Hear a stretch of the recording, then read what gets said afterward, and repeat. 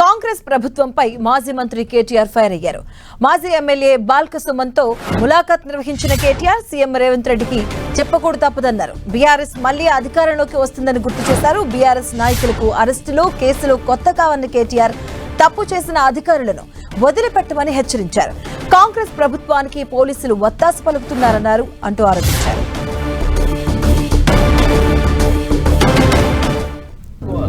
మాజీ ఎమ్మెల్యే జగ్గారెడ్డి నోటికొచ్చినట్టు పోలీసులను బూతులు తిట్టింది మీకు కనబడతలేదా? బూతులు తిట్టడమే కాదు, బట్టలు కూడా తీసి కొడతా అన్నాడు. మరి కేసు ఉండదా?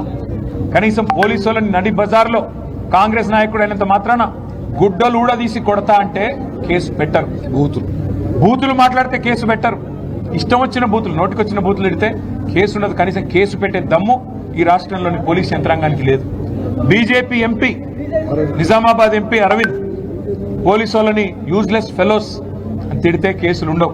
స్పష్టమైన అధికారం, స్పష్టమైన మెజారిటీ క్యాతన్పల్లి మున్సిపాలిటీలో మా పార్టీకి, మా పొత్తులో ఉన్న సిపిఐ పార్టీకి ప్రజలు ఇస్తే ఆ మెజారిటీని అపహాస్యం చేసే విధంగా స్థానిక మంత్రి గారు, అధికార యంత్రాంగం కుమ్మక్కైతే ఉల్టా కేసులు మా మీదే పెట్టి ఇవాళ మా నాయకులను జైల్లో పెట్టారు. ఎంత లేఖి రాజకీయం, ఎంత దిగజారుడు రాజకీయం రేవంత్ రెడ్డి చేస్తా ఉన్నాడో దీన్ని బట్టి చెప్పొచ్చు.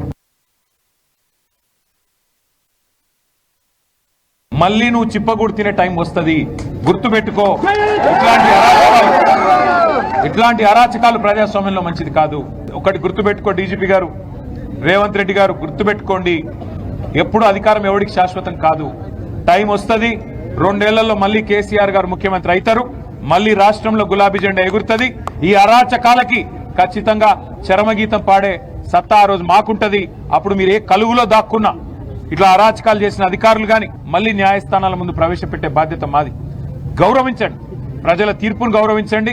క్యాతన్పల్లి మున్సిపాలిటీలో వెంటనే ఎన్నికలు పెట్టాలని మేము డిమాండ్ చేస్తా ఉన్నాం. ఎలక్షన్ కమిషన్ కూడా మేము డిమాండ్ చేస్తున్నాం. నిజాయితీగా ఎన్నిక జరిగే విధంగా చూసుకోండి. కానీ ఇదే రకమైన అరాచకం కొనసాగిస్తాం, రేవంత్ రెడ్డి ఆడిచ్చినట్టు ఆడతామంటే అంతగానం ఇంట్రెస్ట్ ఉంటే పోయి కాంగ్రెస్ కండువాలు కప్పుకోండి.